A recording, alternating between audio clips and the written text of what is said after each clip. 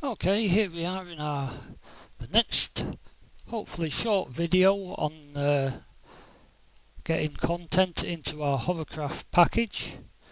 Let's see what else we're missing at the moment.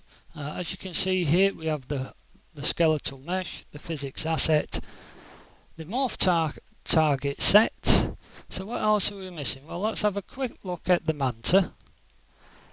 And we go, oh yeah, we've got lots and lots. If you look at these a bit closer, we have damaged parts, and these are all static meshes.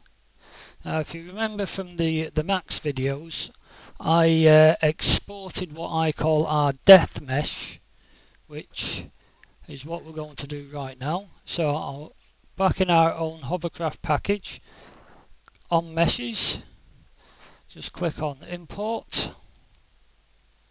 and eventually we get somewhere. Right, now if I remember rightly, in the old Max package, well, folder set, here we go, hovercraft death, and it's an ASC file, which is fine for us.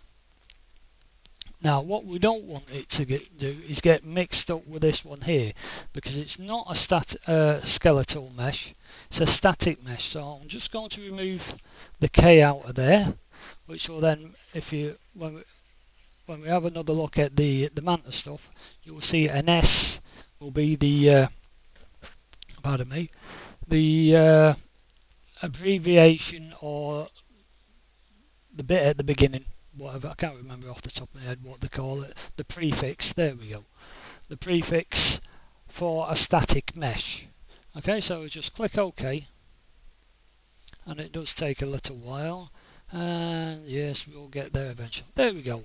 Now this is, as you can see, the blue, so light blue colour box, which tells you it's a static mesh. And obviously you've got the amount of triangles, the amount of vertices, and oh look, no collision model, exclamation mark. Well, what we need to do with that is actually give it a collision model. Now you can do this in your 3D program if you wish, but a lot of the times people forget to do it, and yes, I did as well. So what we'll just do is very quickly show you how to do it actually in the UT editor. So all I'm going to do now is right click on the mesh. Obviously it comes up, static mesh editor, and this is what we get. Now there we go. As you can see, I'm playing around with my mouse buttons here, all nicely damaged. Yeah, okay. Right, get on with it. Right, so what do we need to do now? Well, obviously is give it some form of collision box. Now if you look up here, you say collision. Now you've got a choice here. You can go for a simple 6 DOP, simplified collision. That's basically a 6-sided box, and then you've got the 10s, the 18, the 26, and other versions. Now it's up to you how you do it. Now we'll just give it a 6-sided one at the moment. You're like that, well, I can't see Jack here. Well, the reason why you can't see Jack, or I should say, you can't see the collision, is because we haven't enabled it in the view. So you can go to View, click on Collisions. There we get the nice collision box. Or if you wish, there's this little button here. Now switch that off. Go on it, show collisions, there we go. Now obviously a box like that is not going to be the optimum for what we want. So let's see if we can perform a better one. So just seeing what we can actually get. Every time you want to replace it, it'll say yes.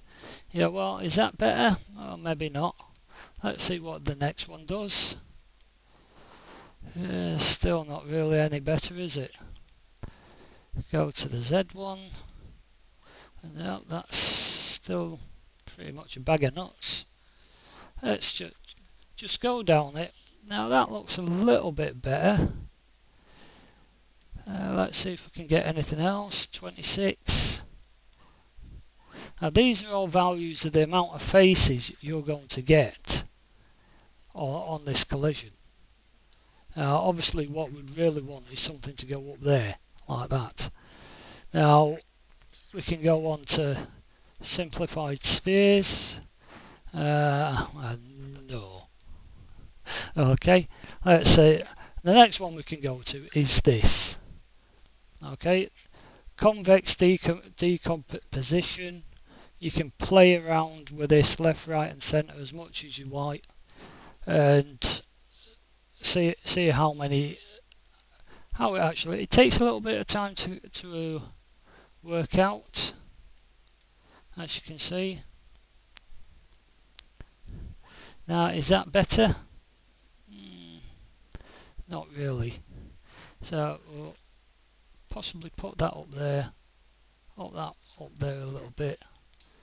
Try and apply. Now, I don't really advise this sort of collision making. As you can see, it's sort of like, yes, I suppose. I'll tell you what, we'll just leave it. Well, no, I don't like that at all. Go back to defaults, close. I'll tell you what we'll do, we'll go to simplify Z. Now obviously it switched it off the view, not the Z, not that one. Is it that one? Yeah, we'll just go for that for the moment, because really what we should have done, and I'll tell you this right now, I might do it later. I'm trying to zoom out here and it's not letting me. Okay, whatever. We should have actually made a collision for this in 3ds Max. Now you can do it, trust me, it is possible. So we'll just leave that as that is at the moment. What else do we need to do? Well, obviously, if we're playing around with these things, let's see what Epic has done. So what we're going to do here is take the actual Manta damage fuselage, as you can see here. There we go. Let's just have a look at the collision box on there. There you go. Now I will not turn around and say, come on, there we go. Zooming in and out. There, smashing. Now I won't say this has been done in the editor. It might have been done in the package, but looking at it, it probably is an editor job. So, okay, what we're going to do here. Now, what we're going to do is just, come on, check that everything that this one's got, we've got as well. Now, as you can see here, alright, in the very simple stuff, that's got one box not ticked, but it as is. Alright, we'll take the tick out of that. Anything else there? Well, let's have a look at the LOD info.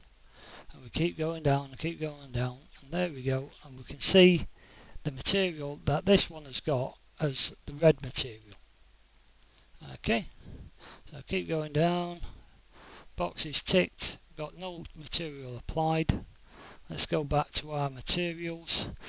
Now, maybe this is not quite such a good idea, but it's the way I like to do it. I mean, if your mesh is going to be dead, then it's going to show some damage on it. So I'm going to apply my